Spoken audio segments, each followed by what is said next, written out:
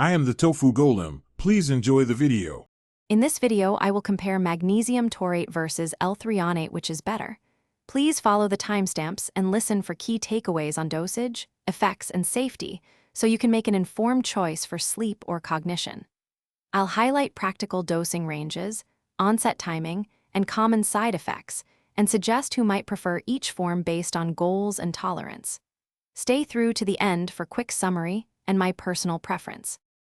Let's look at cognition. Magnesium L-Threonate is studied for brain penetration and memory support, while taurate offers neuroprotective benefits via taurine. I'll explain how each affects neurotransmission, typical onset times, and which populations may notice cognitive improvements first. Expect practical notes on combining with other supplements and signs that dosage needs adjustment. I'll include simple examples to illustrate expected timelines. If you're finding this helpful, please subscribe and like to support more clear supplement comparisons. Quick recommendation: bento box make meal prep easy with these leak-proof containers I use and mention. Check the description for the link and other deals and savings. That little convenience pairs nicely with supplement routines and pill organizers, or makes a lighthearted bridge back to practical daily habits. Thanks for the support. Now let's get back to the video. Now we compare sleep effects and dosing.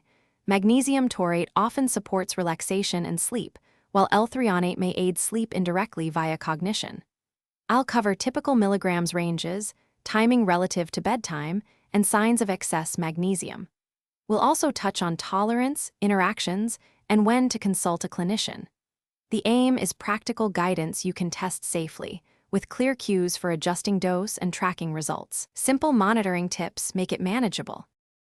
Thanks for watching. Consider subscribing if we helped you today.